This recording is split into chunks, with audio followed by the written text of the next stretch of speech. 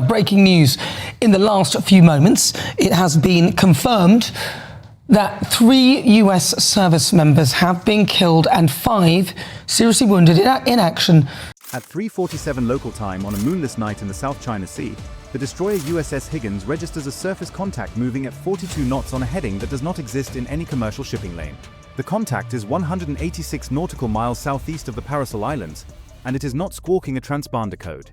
Within 11 seconds, the Higgins AN VSPY-6V-1 radar classifies it as a fast attack craft. Within 14 seconds, a second contact appears. Then a third. Then 9 more. 12 contacts. All moving in a formation the Office of Naval Intelligence has a classified name for, but the open source world calls a Wolfpack sprint. The formation is designed to saturate a ship's engagement timeline, not by attacking all at once, but by arriving at slightly staggered intervals so each defensive response creates a gap for the next attacker. It is elegant. It is well rehearsed. And in exactly 41 minutes, it is going to run headfirst into something its architects never planned for. 200 meters beneath the surface of the Higgins Combat Information Center, a petty officer named Torres stares at a coffee cup she set down 9 hours ago. It is still full. Cold. She has not had time to drink it, because for the past 9 hours, her job has been tracking a Chinese naval exercise that was supposed to stay west of the median line. It did not stay west of the median line. Nothing tonight is where it is supposed to be.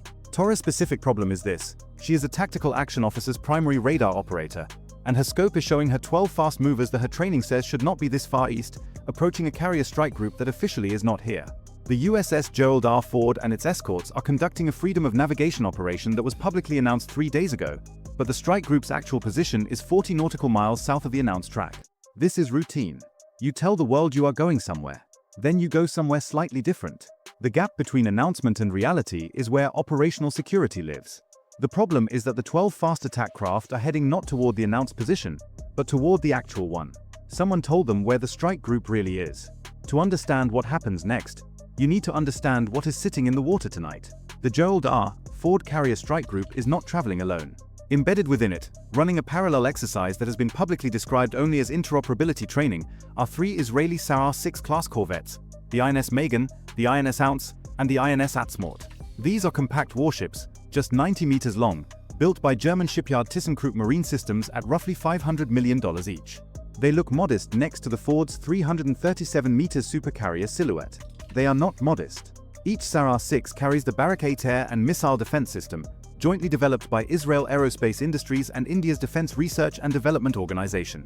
The Barricade has a range of 70 kilometers, travels at Mach 2, and can engage targets from sea-skimming altitude up to 16,000 meters. Its radar, the EL-REM 2248MF Star, built by Elta Systems, is a 4-panel active electronically scanned array that can track over 1,100 targets simultaneously. On a Corvette, a ship you could park in a Walmart parking lot carries a radar that can see more of the sky than some nation-states. But the real reason the Israelis are here is not the Barricade. It is a system called the Sea Dome, the naval variant of the Iron Dome, adapted for shipboard use. The Sea Dome is designed to do something that sounds simple but is extraordinarily difficult: engage very cheap, very numerous threats without bankrupting the ship's magazine. A single Sea Dome interceptor costs approximately $50,000. A Barricade interceptor costs approximately $2.2 million. The math matters, and we will return to it. On the American side, the Higgins is an Arleigh Burke-class flight IIA destroyer carrying 96 vertical launch cells loaded with a mix of SM-2 block IIIC and SM-6 interceptors. An SM-6 costs $4.8 million per round. The Ford itself carries 2 rolling airframe missile launchers and 3 Phalanx CIWS close-in weapon systems.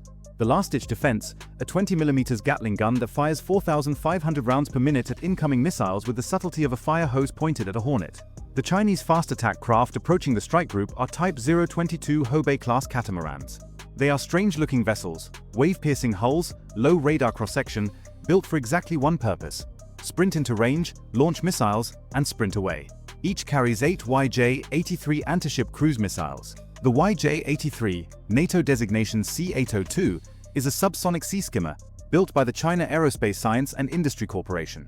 It cruises at Mach 0.9, hugs the surface at 5 to 7 meters during its terminal phase, and carries a 165-kilogram semi-armor-piercing warhead. 12 boats, 8 missiles each. That is 96 YJ-83s. A single YJ-83 costs approximately $300,000. Here is where the math starts to curdle.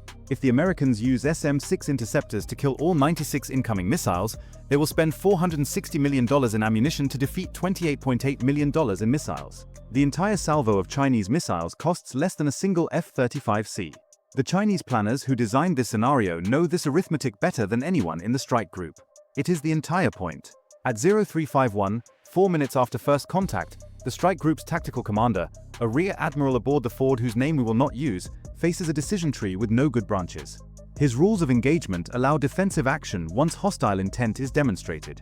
12 fast attack craft on an intercept course at 42 knots in a wolfpack formation, with fire control radars warming up, that is hostile intent by any doctrinal definition.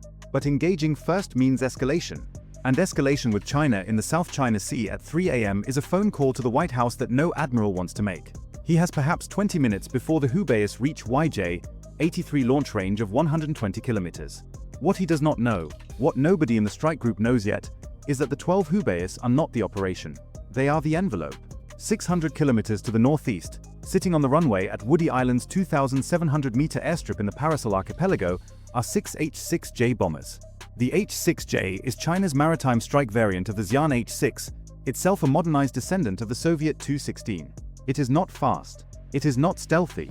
It looks like something from a 1960s aviation magazine. But each H-6J carries 6 YJ-12 antiship missiles under its wings. The YJ-12 is not the YJ-83. The YJ-12 is a ramjet-powered supersonic antiship missile that travels at Mach 3 during its terminal phase. It has a range of approximately 400 kilometers. It carries a 205-kilogram warhead. And unlike the subsonic YJ-83, which a well-drilled crew can track, target, and kill with relative confidence, the YJ-12 arrives at its target traveling 1 kilometer per second. From detection at the radar horizon to impact, a ship's crew has roughly 45 seconds to detect, classify, track, assign, and engage. 45 seconds. That is not a timeline. That is a held breath. 6 bombers. 6 missiles each. 36 YJ-12s, supersonic, arriving from a different axis than the subsonic wave. The plan is a hammer and anvil.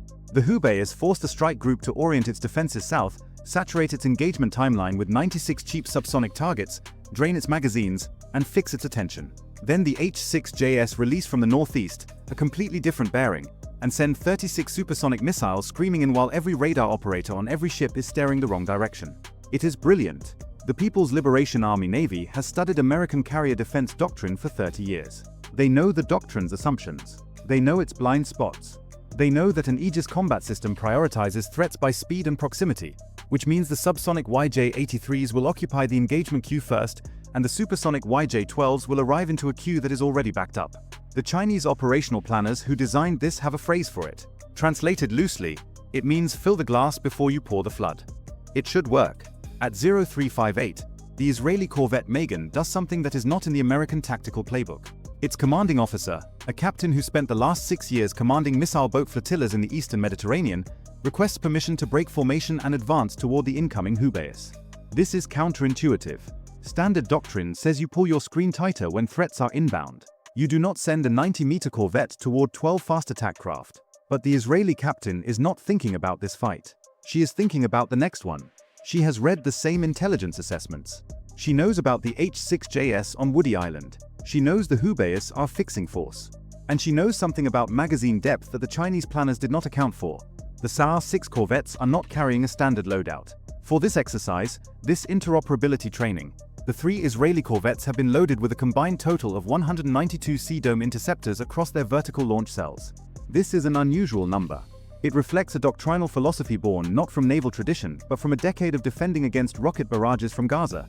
You do not match quality to quality. You match economy to economy. You build a system where killing a cheap weapon is cheap, and you save your expensive interceptors for the expensive threats.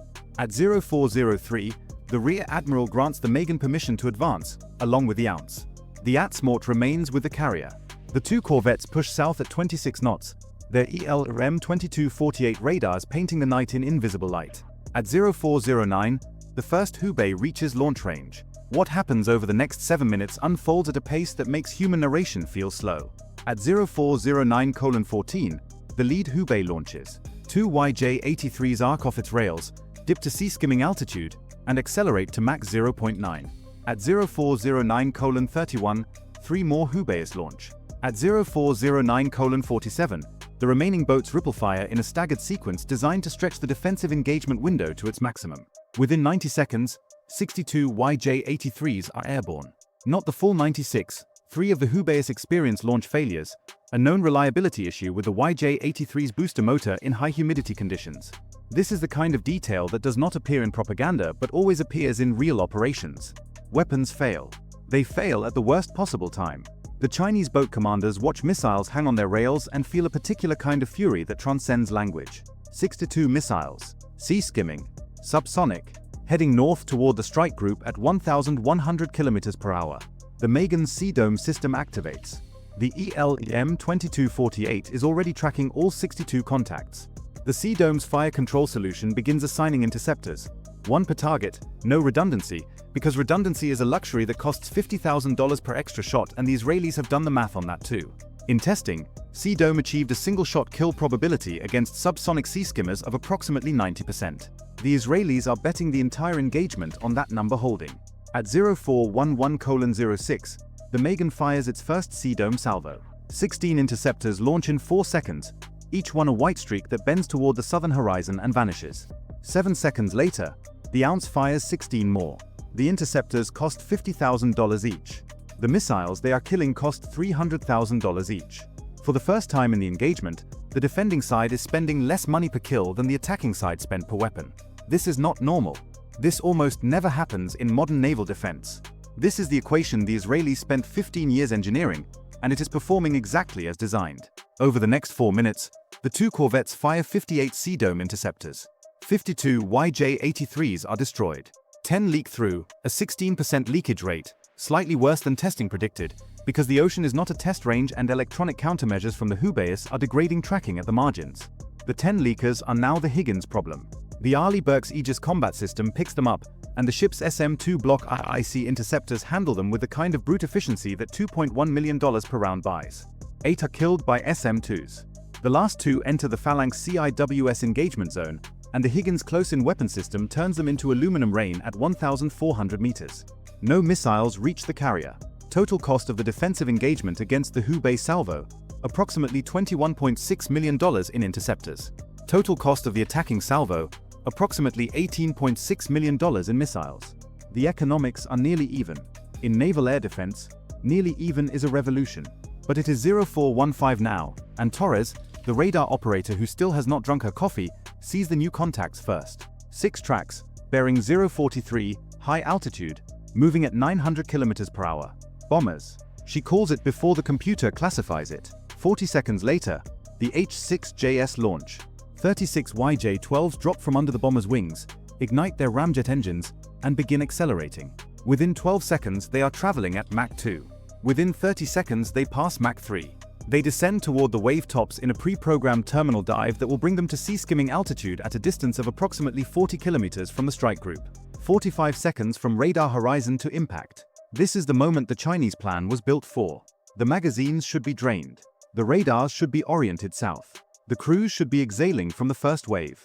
What the Chinese planners did not know, what they could not know, because the SAR-6 corvette's loadout for this exercise was classified at a level that does not appear in any intelligence database they have access to, is that the Atzmort, the 3rd Israeli corvette still sitting next to the Ford, has not fired a single weapon. Its 32 Barricade interceptors are loaded, cold, waiting, their fire control radars pointed northeast. The Atzmort's captain has been watching the H-6JS since they took off from Woody Island. The ELEM-2248 tracked them at 440 kilometers. He has had 11 minutes to build a fire control solution on each bomber. He did not engage the bombers because bombers are not the threat. The missiles are the threat, and he needs them to launch so he knows exactly where they are going. At 0416:08, the Atzmort fires its first Barricade salvo at the incoming YJ-12s. A Barricade interceptor costs $2.2 million. A YJ-12 antiship missile costs approximately $5 million. For the second time tonight, the defense is cheaper than the attack. But the Barricade alone cannot handle 36 supersonic targets. This is where the Aegis system earns its mythology. The Higgins and the escort cruiser USS Gettysburg pivot their SPY-6 radars northeast and begin firing SM-6 interceptors. The SM-6 is one of the few weapons in any Navy's arsenal designed specifically to kill supersonic sea-skimming missiles at range. It costs $4.8 million per round. Against a $5 million YJ-12, the exchange ratio is brutal but acceptable. The next 38 seconds are the most expensive half-minute in naval history that never happened. The Atzmort fires 24 barricades. 19 YJ-12s are destroyed at ranges between 30 and 55 kilometers. The Higgins and Gettysburg fire 14 SM-6. 11 more YJ-12s die. The Ford's rolling airframe missiles engage 3 more at close range, 2 killed, 1 defeated by the ship's electronic warfare suite, its guidance system confused into diving harmlessly into the ocean 800 meters off the carrier's port beam. 1 YJ-12 gets through. It strikes the escort frigate USS Constellation, one of the Navy's new FFG-62 class, on the port side, 2 meters above the waterline. The 205-kilogram warhead detonates inside the engineering space. The Constellation lists 8 degrees and loses propulsion. 17 sailors are wounded. 3 are killed. 3 people die because 1 missile out of 98 found its target. At 0422, the Hubei's turn and run. Their engines are already at maximum. At 42 knots, they can cover 10 nautical miles in about 14 minutes. They need to get inside the coastal radar umbrella before the American response arrives. They do not make it. 2F divided by a -18E Super Hornets from the Ford's embarked air wing, already airborne on combat air patrol, are retasked and vector south. Each carries 4 AGM-154 joint standoff weapons, GPS-guided glide bombs with a range of 130 kilometers. The Super Hornets do not need to get close. They release at altitude, and 8 JSOWs glide silently toward the retreating catamarans. A JSOW costs approximately $700,000. A Type 022 Hubei costs approximately $14 million. 7 of the 12 Hubei's are destroyed in the space of 2 minutes. The remaining 5 scatter into Chinese territorial waters, where the rules of engagement forbid pursuit. They survive because of a line on a map, not because of any tactical brilliance. The H-6J bombers, having launched from 400 kilometers away, have already turned back toward Woody Island. They are slow. They are not stealthy. They are enormous radar targets lumbering through airspace that is now fully hostile. The Rear Admiral does not order pursuit of the bombers.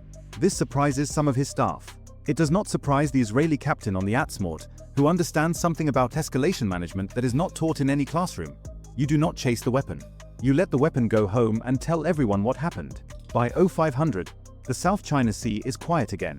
The Constellation is being towed by the Gettysburg. Damage control teams have stopped the flooding. The wounded are being evacuated by MH-60S helicopters to the Ford's medical bay. Torres finally picks up her coffee cup. It is cold.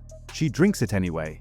The numbers are these. China launched 62 subsonic and 36 supersonic antiship missiles, 98 total, from 2 different axes, in a coordinated saturation attack designed to overwhelm the most advanced naval air defense system on Earth. The combined cost of the attacking weapons was approximately $198 million. The combined cost of the defensive intercepts was approximately $152 million. The defense won the exchange rate. In the history of modern naval warfare, this has almost never happened against a saturation attack. But the number that matters is not the exchange rate. The number that matters is 3. 3 sailors on the Constellation who will not go home. No cost ratio erases them. No exchange rate makes their families whole. No after-action report will use the word victory without that number attached to it.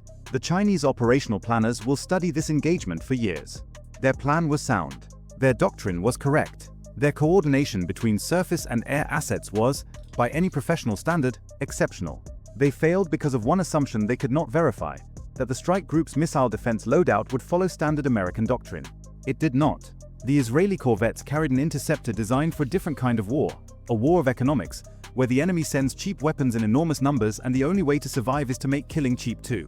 The Sea Dome was built to stop $800 rockets from Gaza.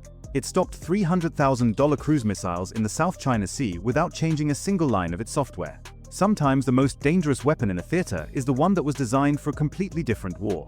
Torres rinses her coffee cup in the galley sink at 0514. She fills it again.